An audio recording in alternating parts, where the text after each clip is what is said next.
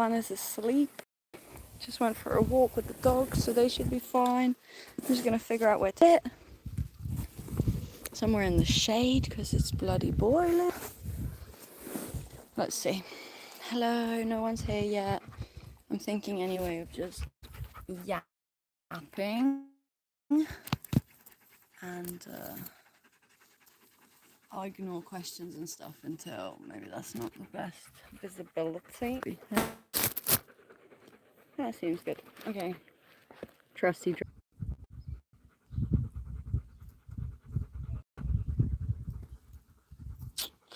I don't know if my internet connection is shit here. Okay. I don't know.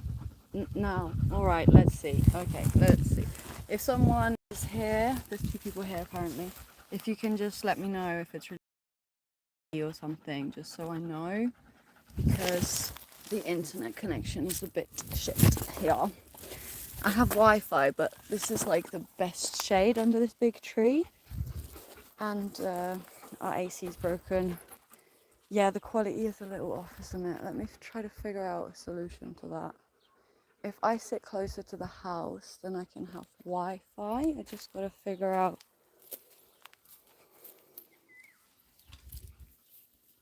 Okay. We'll hear him crying anyway when he wakes up. Let's see how long we get. Just gonna connect to the Wi-Fi. Move this party to a different shady spot. It's like 30 degrees. Or 32 even. And it's just crazy. Honestly, it's insane. We have a new AC arriving tomorrow, which is amazing. It's just been about survival the last week. Okay, here's some shade right next to the Wi-Fi. That should do it. I brought this with me to lean my phone against, but actually I don't need it. So I'll make a new spot. What can I sit on? Yes.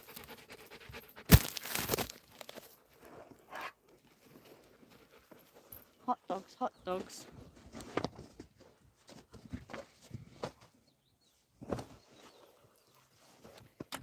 Okay, hello beautiful people, here we go. Don't mind me just taking 3 million years to get myself set up. I hope now the internet and quality and stuff is all good. Let me just, yeah, I'm connected to the Wi-Fi, should be much better. And to answer the question, I'm fine, my family's fine, thank you. Okay, so let's settle in, everybody. Okay, I'm a bit nervous, I guess. I haven't been live in a really long time, so I felt like doing a live. Also, I don't know how long I'm gonna yap on for, so I didn't want to make a video in case, I don't know, me and my storage, you know me. So, this is not a topic I have really shared much about, because I guess, hey, hello guys, you have water, I know you do. I filled it up before we left. Are you guys joining? You have something to say? Are you sex addicts? Yeah. Recovering. Me too. Okay, so I have been, let's just start in the beginning, right? I have been a sex addict since a young age. I lost my virginity at 14, which is young. Became obsessed. I thought this was like the best thing ever. I've just discovered the most amazing thing life has to offer, and I just wanted to do it with everyone. Male, female, absolutely went mad for it. So that would be fine if you're single, but I was often not single. I found myself in relationship after relationship and often being unfaithful because I was just so lustful and craving this experience that it just somehow wasn't good enough to just be with one person.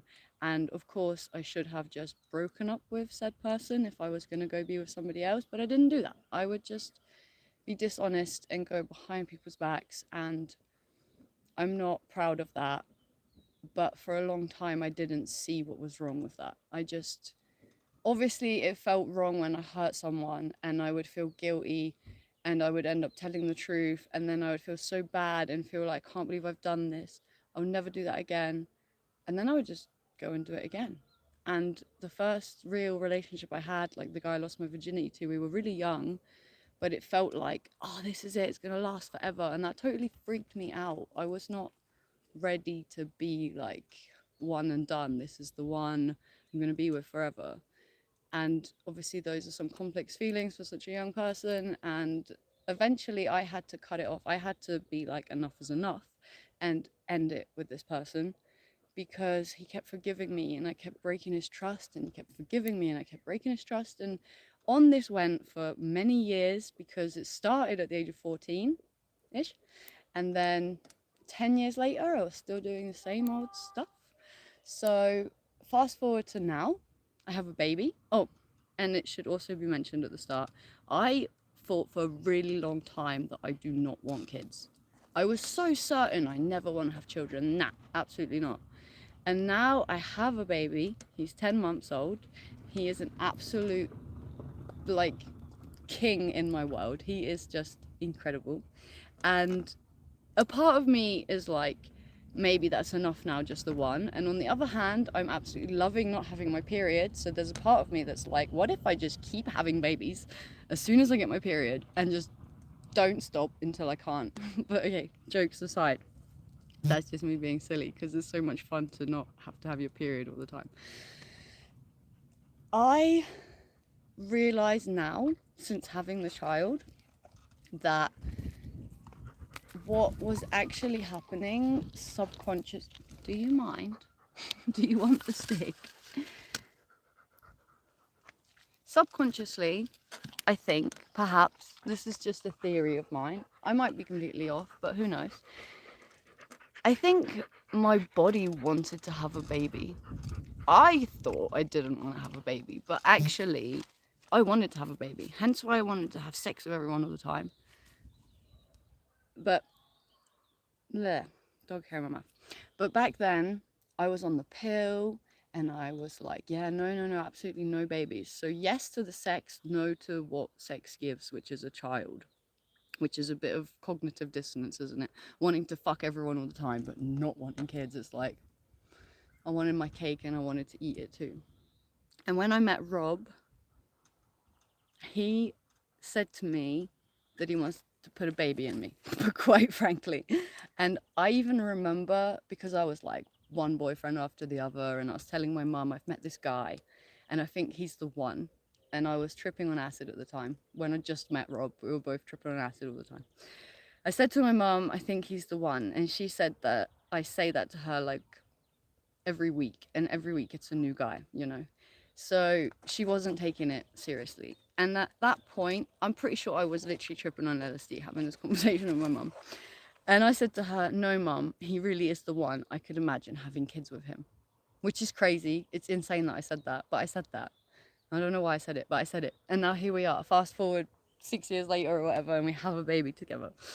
So since having the baby, because even while I was pregnant, I was like super horny. But since having the baby, something in me shifted. It was like I no longer felt this desperation, this desire, this urge to fuck everyone all the time. And I've hurt so many people in my life through this. So many people. The majority of people who have met me have probably either something nice to say about me or something really awful, like Marmite, you know, love me or hate me kind of vibes. Because I have really wronged a lot of people. And if I was to go to like a AA situation for my terrible actions, I'd have to admit, hello, I'm Ola, and I have been a sex addict. And then at some point, you know, you got the 12 steps.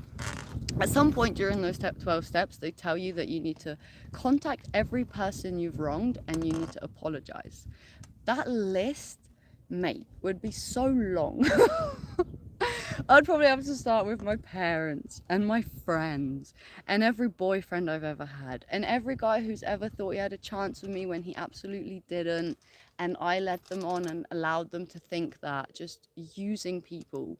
And it's so awful that we encourage that nowadays in society. Obviously not so much for women, but with this whole feminism thing, yeah, you go girl, you get you some. It's really nasty. It's really disgusting. And I didn't recognize how fucking vile that behavior and shit was until I had the baby. Having the baby, suddenly something in me shifted and I didn't feel the same. Suddenly I started to like judge myself for all of these things I had done and feel very different when people would sort of look to me for validation and like, oh yeah, I'm a total slut and I love it.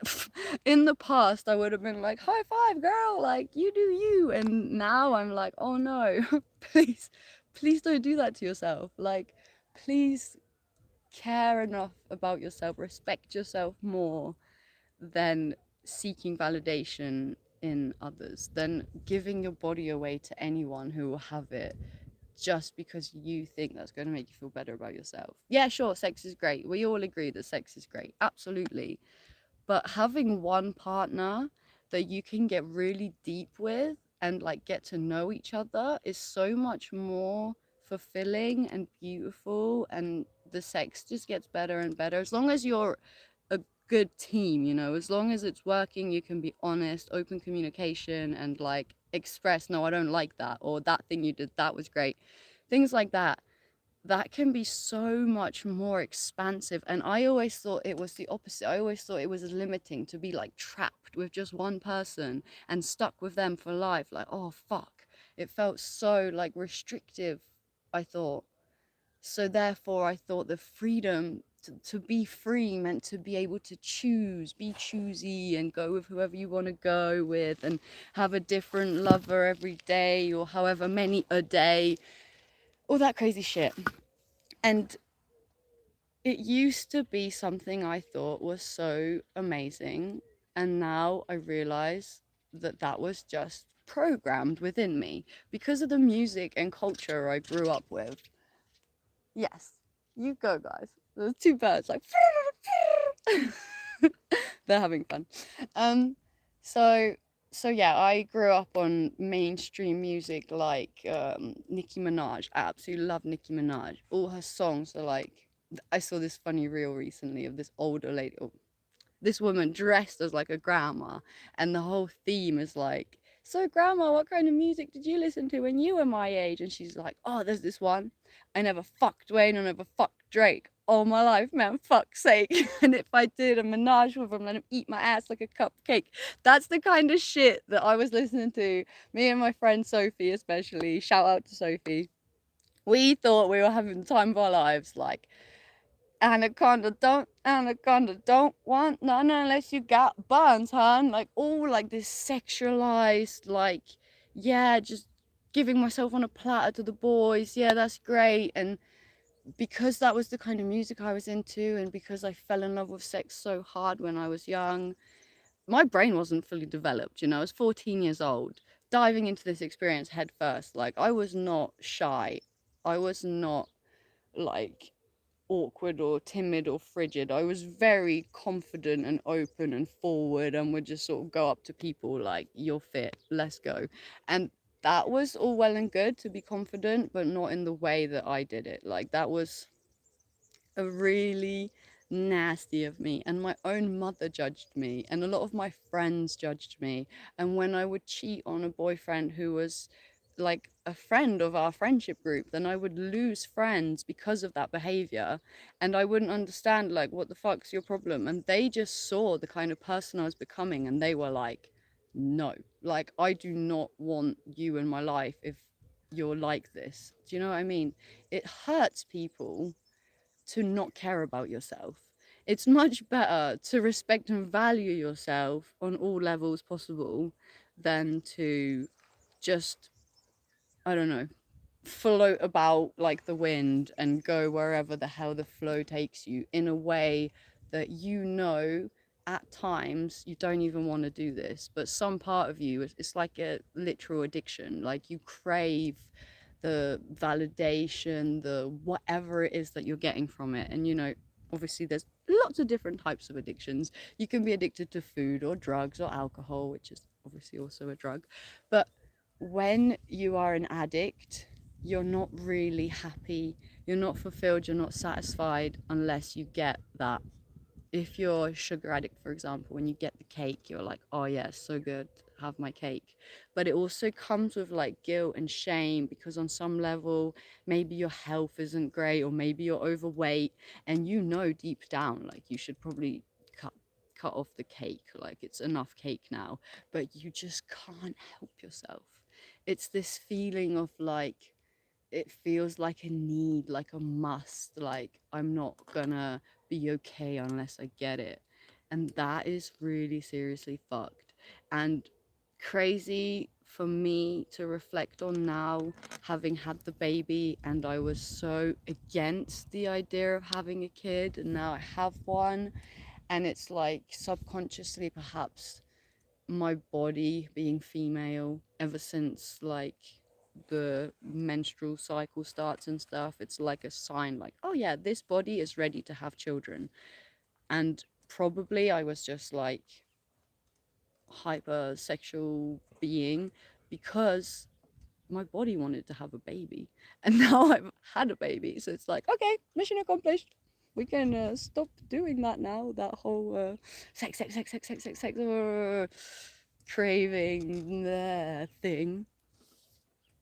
Okay, I don't know why, but I really felt like I needed to get that off my chest, because I want to be more honest and vulnerable and share with you guys about what's going on in my life, like actually, not just like, hey, I miss the sunshine and the sun is shining and everything's amazing, while actually in the background there's so much going on in my life that isn't all sunshine and rainbows and butterflies. And the reason for that is only myself. I only have myself to blame. You listening right now, hello. You only have yourself to blame for the shit going wrong in your life. There is nobody else to blame. No, no one else. I really need to drink some water. I'm feeling like, I don't know if my spiel is done yet, but I went for a walk in this hot sun with my dogs, and I'm all dry in my mouth.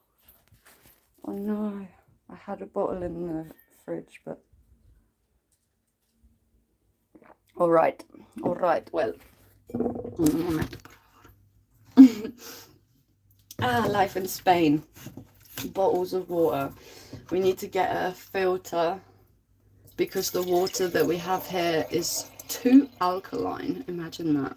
It's full of limestone or something, so it's not drinkable.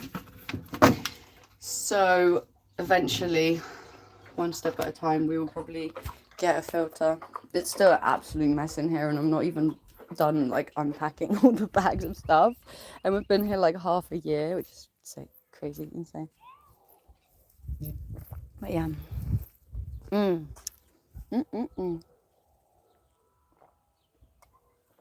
And yes, I am drinking out of an old honey jar. That's what's up.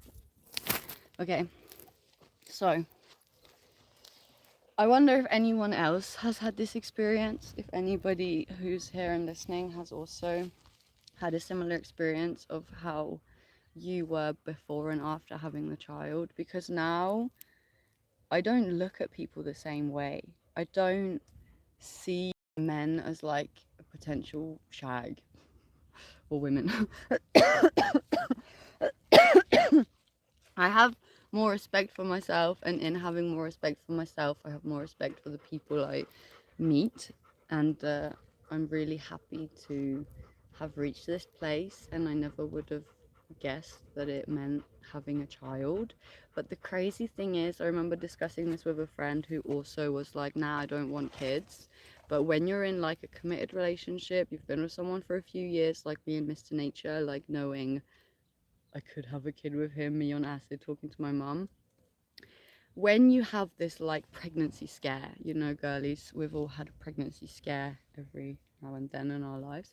So you're peeing on the pregnancy stick, and you know, you're really hoping that you're not pregnant, but then when it says you're not pregnant, a part of you goes like, oh, and then you're like, ugh.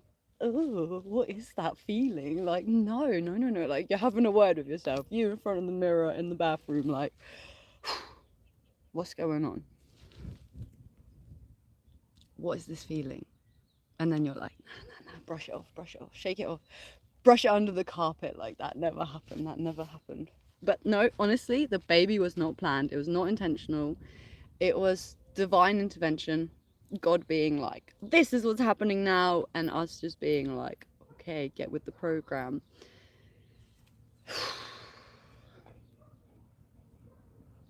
It's crazy. I never expected this somehow, but it is honestly like very rewarding and very beautiful to have shifted in such a major way from this complete and utter piece of shit, basically, from a total slag, untrustworthy.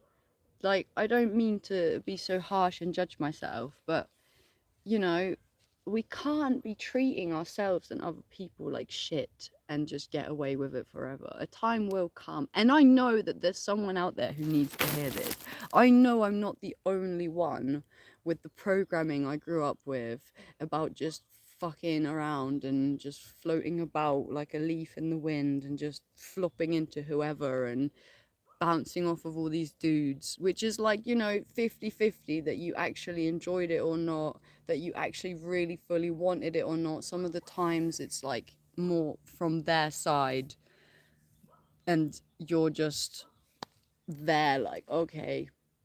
And then afterwards, you're like, oh, why did I do that? Like, there is definitely someone out there who needs to hear these words. And I don't know.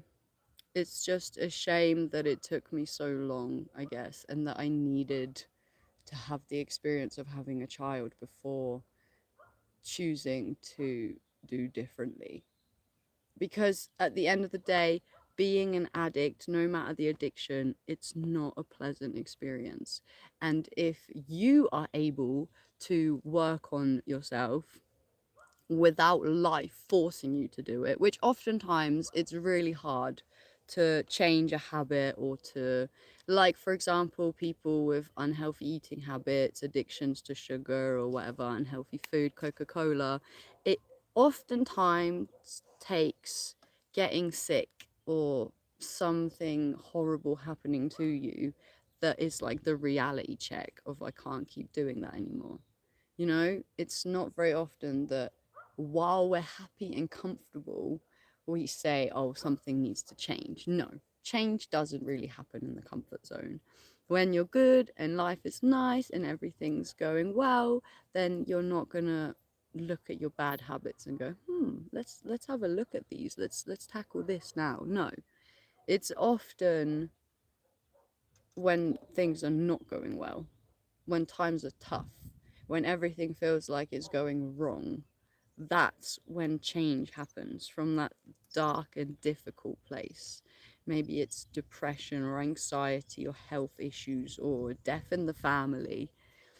I've been listening a lot to Eckhart Tolle the last days, and I'm hearing what I'm saying right now being like regurgitated what he was saying in a video I was watching like yesterday or the day before. But it's true. It's true, and it's unfortunate that we don't choose better for ourselves and our loved ones. But we're only human at the end of the day, and we make mistakes. But actually, we're not only human and excusing ourselves for our pathetic humanness, because actually you are God in the flesh. You are spirit in human form, and I want you to remember that, and I want you to do better and learn from my mistakes if you can. Okay? Please. So if this rings a bell, if this feels like I'm talking about you, or if you feel like you can resonate or relate with what I'm saying, then please have a word with yourself. Have a sit down and see if, is it really what you want to fuck around and treat yourself like that and treat those you love like that, or are you secretly desiring for something more, for a deeper connection, for a partner, for like true love and commitment, and potentially a family, a child? If you're a slut, that might terrify you. that idea. If I was imagining I'm talking to myself age 17, she would be like, that's not me. No way is that my future self 10 years from now or whatever. How old am I? 28. Okay. Wow. Wow. I can't believe how long I've been a shitty person for and how long it's taken me to like start getting my shit together. And even to this day, daily, I see myself do things. I think, why did I do that? That's not who I really am. I can't be acting like that. When I get angry or when I get stressed or overwhelmed and I scream at the dog, or I don't know, there's so many moments where I know that I can do better and it's always a work in progress and I know that, but and I am quite hard on myself, okay? I am hard on myself, and I think my mum's been hard on me quite a lot my whole life, so and that's good in a way because I'm talented and I'm capable and I'm intelligent and I can do incredible things, but I'm lazy, or I have been, and it's time to fucking sort it out. Basically, it's time to do better. It's time for me to be my best self, be more honest and vulnerable, hence this video or this live, to not just sugarcoat things, to tell you what's actually going on, because that's where I could actually help somebody and not just bullshit. Just no more bullshit. This stick's fucking cool, isn't it? So, I'm all yours until the baby wakes up. I'm gonna read your messages. Say hello. Do do do do do.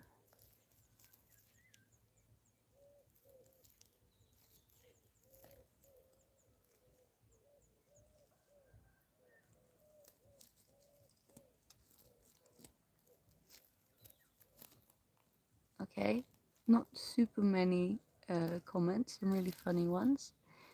Probably my hormones are a bit different, but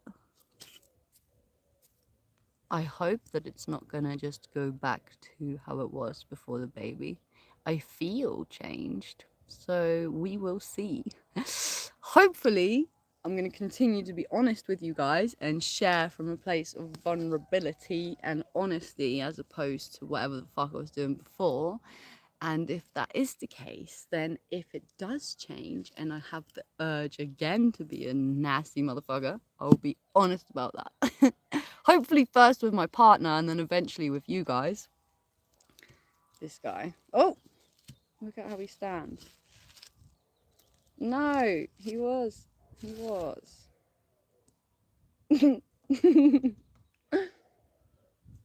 I like big sticks and I cannot lie. My baby absolutely loves to pick up a stick. I don't see any sticks around here. Obviously, this is a bit big for him. But he'll find a stick. He's not walking yet, but he walks with my help. He'll pick up a stick and he'll go. And I'm holding onto his arms or his waist, or his, got my fingers like this and he's holding onto my fingers. And then when he sees a bigger stick, he's like, oh, and he wants the bigger stick. Until eventually he has a stick so big he can barely walk with it. But he wants to go. He's really like, let's go, go, go. And he's almost running, but he can't do it by himself. He needs me to go with him. And he likes to have sticks and stones. This is his favorite toys. Just put him down, be near him in case he just decides to flop onto the side, hit his head. And just sticks and stones, man. Yeah, of course he has lots of toys, but he would rather be playing with sticks and stones. A very serious chap. You mean my baby or my partner? My baby, right? He has his moments where he looks really serious. He's usually super happy and smiling and laughing and friendly, but then he has moments where he's like, today I was at the bakery. There's this bakery not far from here, and they absolutely love him at the bakery, but he was a bit tired. I think he must have been, because when we got home, he had like the longest nap ever. He was asleep for like, I fell asleep with him. So we were asleep for like an hour or something. And then I woke up and he carried on sleeping for like at least another hour and a half. So like 2.5 hour nap. That's a real good nap, you know. And in the bakery, they're like, offering him bread and things and like trying to interact with him, and he just looked super pissed off, and they were like, oh, so serious. So yeah, he was in a super funny mood today. Normally he loves to go there and he loves to see them, and they basically just take him off me and run off with him, the ladies working there, and he gets to go backstage in the bakery and like where the bread is made, and where they bake the bread, and they give him pieces of bread and stuff for him to chew on, and they're really lovely there. And usually he has a lot of fun. Today he was not having any of it. At some point, because I had a coffee and I hadn't finished my coffee, and he's like throwing a tantrum, like it's time to go. And I ended up putting him in a basket, like literally one of those like pulling baskets, and like running around the bakery with him in the basket. He thought that was fun for like all of 2 minutes, and then he was back to like, no, let's leave now. Bless him. Yeah, he has his moments where he's serious and he has this face on. You never liked when people talk to you. I was, from what I remember, I was like this super shiny, happy light of a child. And my mum told me that I really liked old men because they had like big funny noses and big ears and big features. So I would just go up to like old men and want to grab their noses and stuff, which I can understand from a baby's perspective, if some, or a young person's perspective, toddler, whatever. If you have like a really big nose, big red nose, like some old men have, you know, wanting to grab it like a clown.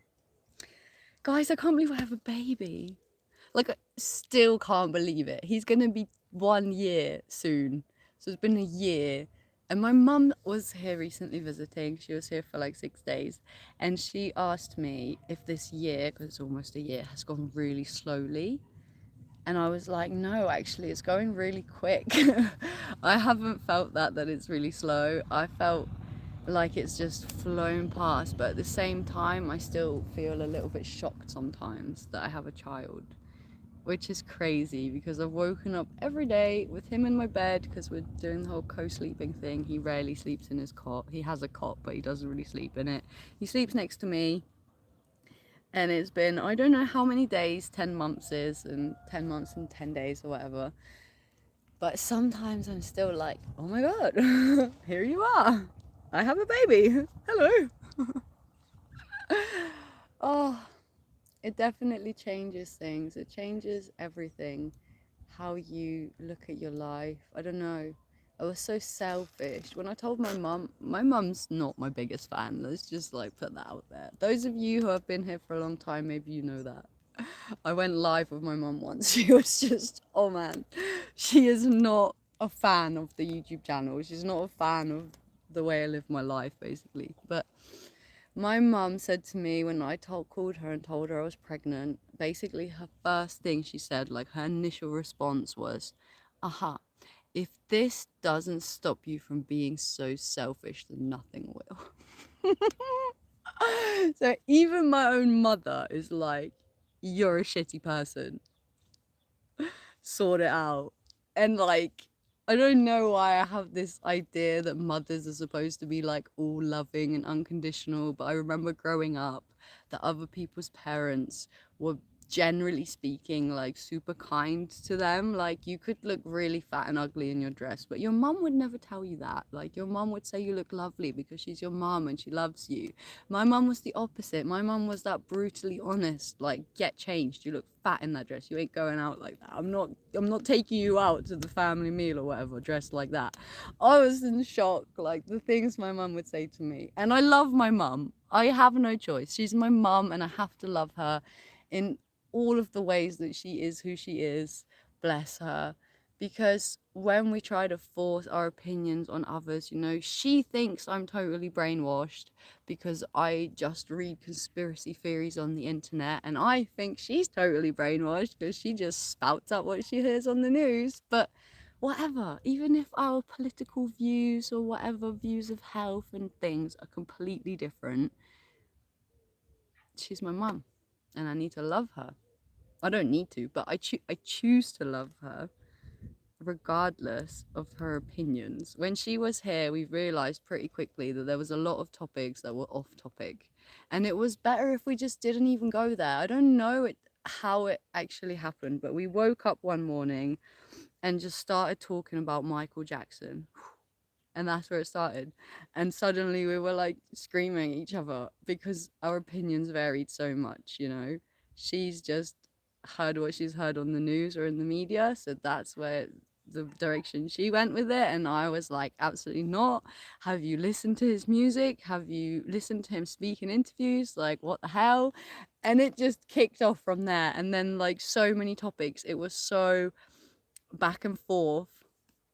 Oh my God. So then I actually was quite proud of myself for how I managed to, instead of falling into getting irritated, getting frustrated, trying to change her opinion, trying to make her see from my perspective, whatever, just recognizing when we were doing it again, when we were starting down a path that it just had no chance of going anywhere but into like disagreements and arguments.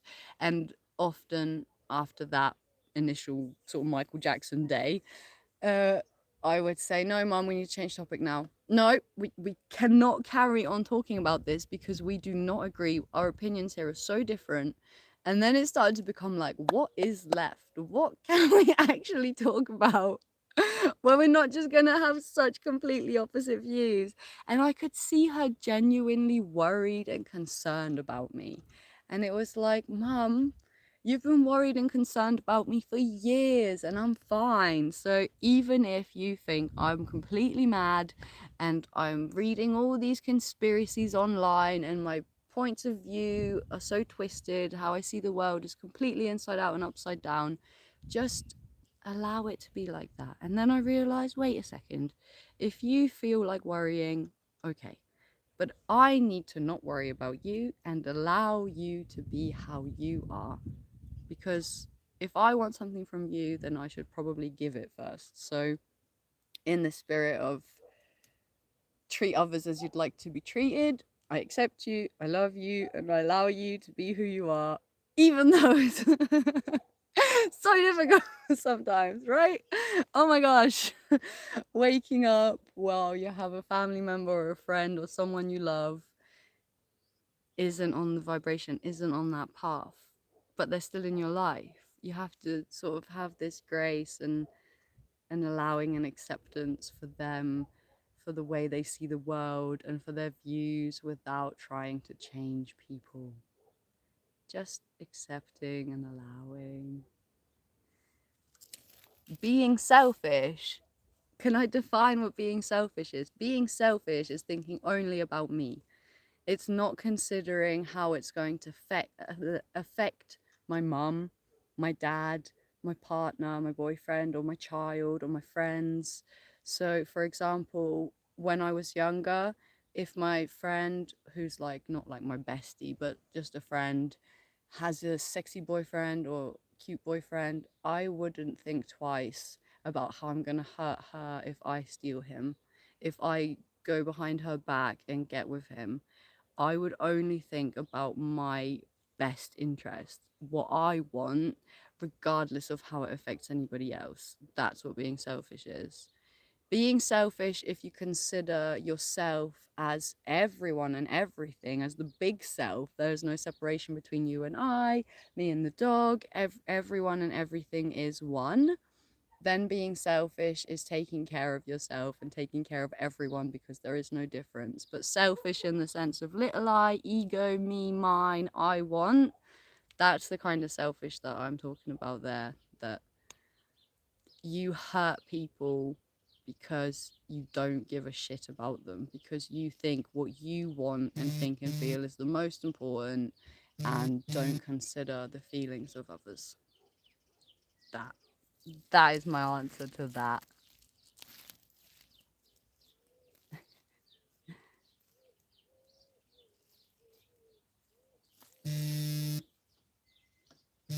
Oh, Mr. Nature's calling.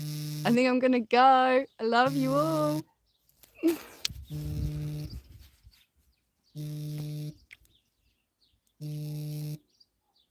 I love you. Peace.